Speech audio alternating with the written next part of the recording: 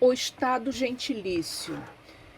O estado gentilício é a forma originária de organização social do Lácio proto-histórico, muito antes de Roma se tornar uma civitas. Para compreendê-lo de verdade, é preciso partir do quadro étnico e político da Itália antiga, porque a gens não nasce no vazio, nasce dentro de um mundo fragmentado, plural e profundamente religioso. A Itália antiga. A Itália proto-histórica é um mosaico de povos diferentes. Duas grandes famílias dominam o quadro: populações indo-europeias, com latinos, sabinos, samnitas, úmbrios, picenos, vênetos, celtas. Esses grupos compartilham estruturas sociais baseadas na gens, culto aos antepassados, economias pastoril-agrícolas e fonte de solidariedade militar. As populações pré-indo-europeias compreendem os lígures, os sicânios e parte dos etruscos. Possuem tradições mais antigas, cultos territoriais e organizações menos uniformes. O Estado gentilício romano nasce dentro desse quadro étnico complexo, como expressão da cultura indo-europeia dos latinos e sabinos. Organização política da Itália antiga. Antes das civitas, não existe um Estado central. O poder é difuso, exercido por chefes das gentes, assembleia de homens armados, famílias ampliadas e cultos religiosos comuns.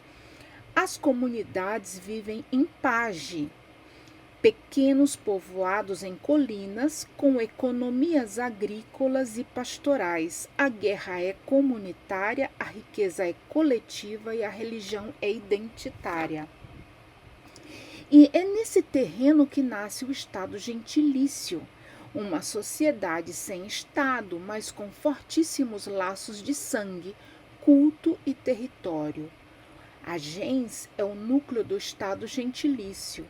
Não se trata de uma família no sentido moderno, é um clã, um grupo que se reconhece descendente de um antepassado comum, real ou mítico, que garante proteção militar, solidariedade econômica, identidade religiosa, continuidade dos mores, tutela recíproca.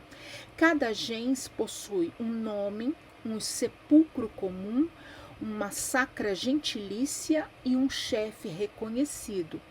Ao lado da gens existem família próprio iure, é um núcleo restrito sob o pater familias, e uma família comune iure, que é um grupo mais amplo de descendentes masculinos. Essas estruturas se entrelaçam e substituem o Estado. O direito é uma tradição, a política é parentesco e a religião é identidade.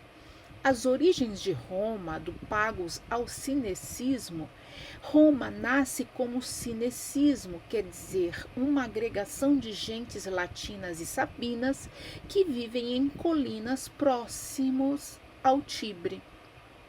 Pois o Tibre é decisivo, porque é um ponto natural de travessia, é um nó comercial, é uma via de trocas, é um lugar de encontro entre povos diversos. As gentes se unem para defesa, culto e comércio, e também pela gestão do território. As origens de Roma são gentilícias, não estatais. A cívita surgirá depois, quando essas gentes começarem a reconhecer uma autoridade superior. A dominação etrusca, a passagem para as cívitas. Os etruscos representam a virada. Sua dominação não destrói o Estado gentilício, transforma-o. Eles trazem técnicas militares avançadas, modelos políticos centralizados, rituais públicos, urbanismo, símbolos de poder como faixas, litores, trono, púrpura e capacidade administrativa. O Rex etrusco não é um chefe gentilício, é um magistrado sacro e político com poderes centralizados. A dominação etrusca rompe a fragmentação gentilícia, cria instituições comuns, introduz o conceito de populus, reforça o papel dos patres e inicia a transformação rumo às civitas. O Estado gentilício é antes das civitas, é aquele que existia antes das civitas, e compreendê-lo é entender as razões da Roma arcaica. É a fase pré-estatal da história romana, onde o direito nasce dos mores, a política nasce da parentela, a religião é identidade, a comunidade é poder, a gens é a estrutura fundamental. O elemento que realmente muda é que na passagem do Estado gentilício para o Estado-cidade, o elemento que muda radicalmente é a magistratura. No Estado gentilício, o poder é familiar, é difuso, é exercido pelos chefes das gentes. No Estado-cidade, o poder se torna público, centralizado, exercido por magistrados que representam toda a comunidade. É o salto antropológico do poder de sangue ao poder da cidade. O que é o Estado-cidade e como se forma? O Estado-cidade, ou civitas, ou polis, é uma forma política autônoma, com um centro urbano, com fórum, agorá, templos, espaços públicos, um território delimitado, tem uma cidadania definida, instituições políticas estáveis, religião cívica comum, milícia cidadã e magistraturas públicas. E como se forma? Através de 5 processos: cinecismo, centralização do culto, centralização do poder, nascimento da cidadania e nascimento do Senado. Vamos ver um por um? O cinecismo é a agregação de grupos gentilícios em colinas estratégicas. A centralização do culto é que os cultos gentilícios se tornam cultos comuns. A centralização do poder, em questo caso, surge a magistratura pública. No nascimento da cidadania, vamos encontrar a comunidade que vira populus, e o nascimento do Senado, em que os chefes das gentes tornam-se patres. O Estado-cidade transforma a estrutura gentilícia, não a nega. As magistraturas nas populações itálicas. Falamos da magistratura etrusca. O poder é fortemente centralizado, tem o lucumone, que é o rei sacerdote, o simbolismo é intenso, tem faixas, litores, tronos, púrpura, a magistratura não é colegial e tem um forte papel dos sacerdotes e teve uma influência decisiva na Roma monárquica. Agora vamos afrontar a magistratura latina. O poder é menos centralizado, os chefes tribais e gentilícios, as assembleias são de homens armados, as magistraturas são rudimentares, muitas vezes anuais, e tem forte peso dos auspícios. Há influência na colegialidade e no comando militar romano. A magistratura samnita tem uma organização tribal federativa. Os chefes são eletivos, escolhidos por mérito, tem uma assembleia dos guerreiros e as magistraturas não são hereditárias. Isso tem uma influência na meritocracia militar romana. Pois tem a magistratura úmbria. Os chefes locais têm funções sacras, os cultos são cultos montanhosos, o poder é difuso, mas influencia profundamente na religião pública romana. A magistratura sabina já tem uma organização gentilícia forte. Os chefes das gentes têm poderes sacros, as magistraturas são colegiais e têm uma forte disciplina militar que vai surtir uma influência direta, como Numa Pompílio, Quirites.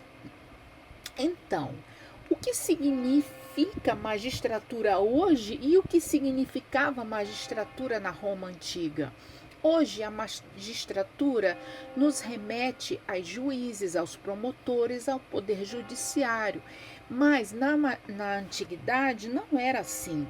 Na era arcaica e republicana, magistratura significava um cargo político, um cargo público, era um cargo militar, religioso, exercido por um cidadão que representa a comunidade.